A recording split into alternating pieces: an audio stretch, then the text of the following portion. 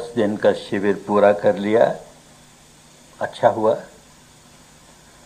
लेकिन अभी बहुत काम करना बाकी है। यहाँ जो कुछ सीखा है उसे जीवन में उतारना है, नहीं तो यहाँ का सीखा हुआ काम नहीं आया। यहाँ जो समता का अभ्यास किया, अब वैसी समता जीवन में कायम रहे, इसका पूरा पूरा प्रयत्न करना है। मैं खूब जानता हूँ कि यहाँ से बाहर जब जाओगे तो बाहरी दुनिया की क्या हालत है। सामना करना आसान नहीं है, फिर भी करना ही होगा। आखिर रहना तो बाहर की दुनिया में है। यहाँ तो विद्या सीखने आए, अब उसको अपने जीवन में उतारना है। बाहर की कठिनाइयों को देखते हुए एक काम ये कर सकते हो कि जब कभी समय मिले 10 दिनों के लिए यहाँ आकर के धर्म सेवा दें। तो धर्म सेवा देते हुए यहाँ के वातावरण में जो सामना करना पड़ेगा, सामना तो करना पड़ेगा। यहाँ भी जो नए नए साधक आते हैं, बहुत बार ऐसा होता है कि वो चिड़चिड़ा उठते हैं किसी बात को लेकर के और द्वेष जगाते हैं, क्रोध जगाते हैं, तो तुम्हें उनका सामना करना है। ऐसी परिस्थिति में तुम्हें सीखना है कि तुम कैसे अपने मन को समता में रखो।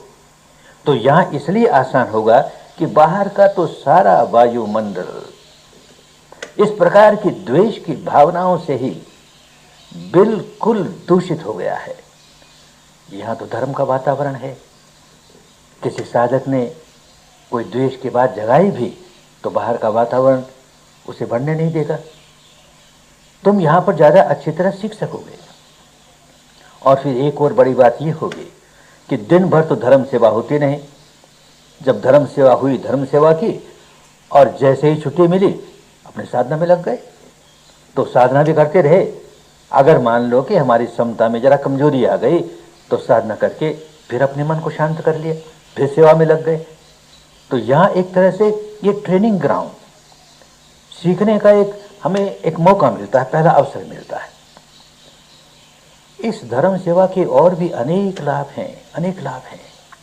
एक बहुत बड़ा लाभ तो ये है कि इससे तुम अपनी पारमियों को बढ़ाने का मौका प्राप्त करोगे, अवसर प्राप्त करोगे। और अपनी पारमियां पूरी करके ही इस भव सागर से मुक्त होकर के बाहर निकलना है, अन्यथा कैसे निकलोगे। तो अनेक पारमियों में एक पारमी है मैत्री की। और यहाँ रहते हुए जो लोगों की सेवा करोगे तो अंदर से मैत्री जगा कर ही करोगे, करुणा जगा के करोगे, सद्भावना जगा के करोगे, तो ये पारमी बढ़ रही है। और दूसरी बड़ी बात, दान की पारमी बढ़ेगी। यहाँ धर्म का दान दिया जाता है। बाहरी दुनिया में दान देना भिन्न भिन्न प्रकार का होता है। किसी भूखे को भोजन दोगे, प्यासे को पानी दोगे, रोगी को दवा दोगे, ये सारे दान बड़े कल्याणकारी हैं। पर इन सब से बड़ा दान धर्म का दान होता है। उसके लाभ का कोई ठिकाना नहीं। हम जैसा दान देते हैं, प्रकृति का नियम है, वैसा ही फल आएगा, खूब बढ़ चढ़ कर आएगा। हमने किसी को भोजन का दान दिया तो हमें बदले में भोजन मिलेगा और बहुत बड़ी मात्रा में मिलेगा। ठीक इसी प्रकार हमने धर्म का दान दिया तो बदले में हमें फल जो मिलेगा वो धर्म का मिलेगा और बहुत बड़ी मात्रा में मिलेगा। ये सच है कि धर्म का दान तो जो शिविर का टीचर होता है, आचार्य होता है या सहायक आचार्य होता है, वो धर्म का दान दे रहा है। और किसी को आचार्य बनने में, सहायक आचार्य बनने में तो बहुत समय लग जाता है। तो तुम कैसे धर्म का दान दे सकोगे? दे सकते हो। उस आचार्य के धर्म के दान में सहायक बन करके तुम भी उसका लाभ उठा सकते हो। एक कोई धर्म का आचार्य कैसे धर्म का दान देगा?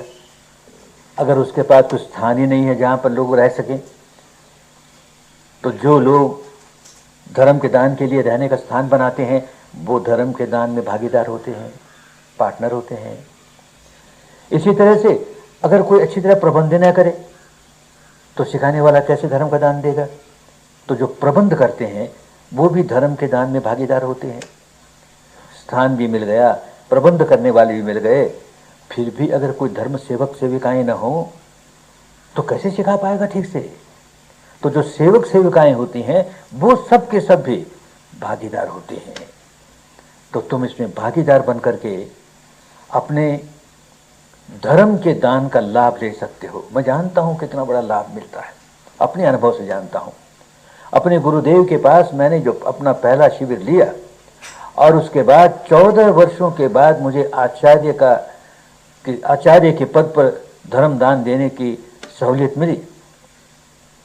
इतने वर्षों में बार बार जब जब मौका मिलता था उनके आश्रम में जाकर के धर्म सेवा करता था और देखा उसका कितना बड़ा लाभ, मेरी धर्म की प्रगति में कितना बड़ा लाभ।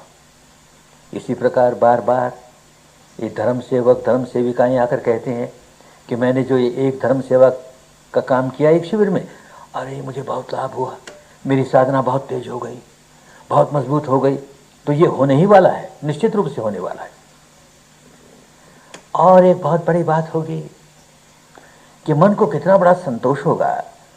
अरे जिस समय मैं 10 दिन का शिविर ले रहा था तो इतने सारे के सारे ये धर्म सेवक धर्म सेविकाएं मेरी सेवा में लगे थे। तो कितनी आसानी से बिना किसी बाधा के बिना किसी विघ्न के इतनी सहूलियत के साथ मैं 10 दिन की तपस्या कर सका। अब बदले में मैं वैसी सेवा दूं तो मैं ऋण चुका रहा हूं। अरे उन्होंने मेरी सेवा की तो मैं औरों की सेवा कर रहा हूं। ये बड़ी भारी प्रसन्नता होगी मन में, बड़ा संतोष होगा। और एक बहुत बड़ा संतोष होगा, मन प्रसन्नता से भर उठेगा, बहुत प्रसन्नता से भर उठेगा। देखोगे जब शिविर आरंभ होता है तो जो लोग शिविर में भाग लेने के लिए आए हैं उनके चेहरे पर कितनी मायूसी है, कितनी उदासी है। बेचारे न जाने कितने प्रकार के मुसीबतों में से आए हैं, दुखों में से आए हैं, किसी को किसी बात का दुख, किसी को किसी बात का दुख, तो चेहरा मुरझाया हुआ सा। 10 दिन पूरा होते होते वे सारे के सारे लोग, अरे उनके चेहरे देख के मन कितना प्रसन्न होगा। सबके चेहरे खिल उठे, अब मुरझाए नहीं है, खिल उठे, प्रसन्न हो उठे। उनको देख करके तुम्हारे मन में प्रसन्नता जागेगी, मोद जागेगा। इसी को मुदिता कहा, औरों के मोद में स्वयं मुदित हो जाना। ऐसा ये बहुत बड़ा सौभाग्य प्राप्त होगा। और एक बहुत बड़ी बात समझ लेनी चाहिए कि भगवान की साधना में हम अपनी स्वार्थता को तोड़ते हैं।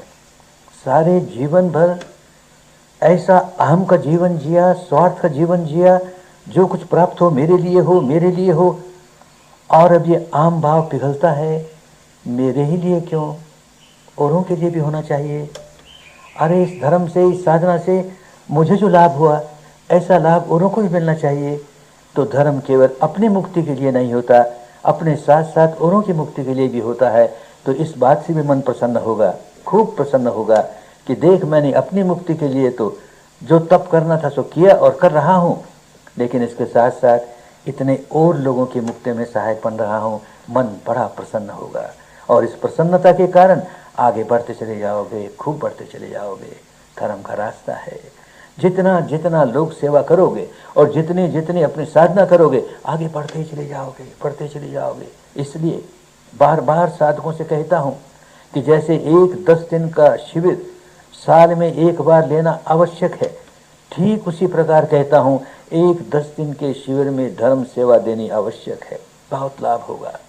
कभी हो सकता है कि 10 दिन पूरा न दे सके तो जो व्यवस्था करने वाले हैं उनसे बातचीत करके कम समय के लिए आ सकते हो, 2 दिन के लिए आ सकते हो, 3 दिन के लिए आ सकते हो। अगर उनको ज़रूरत हो तो आ सकते हो, उतना ही लाभ सही। पर अच्छा तो ये हो कि 10 दिन के लिए आओ। देखो कि बहुत मंगल हुआ, बहुत कल्याण हुआ। तुम्हारा भी मंगल, औरों का भी मंगल, धर्म में सबका मंगल, सबका कल्याण, सबका मंगल, सबका कल्याण।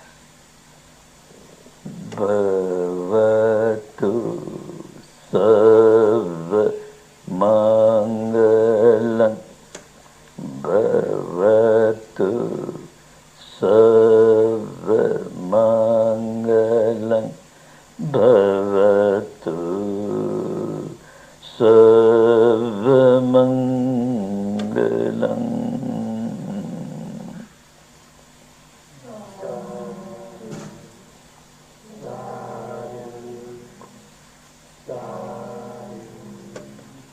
भला हो, भला हो।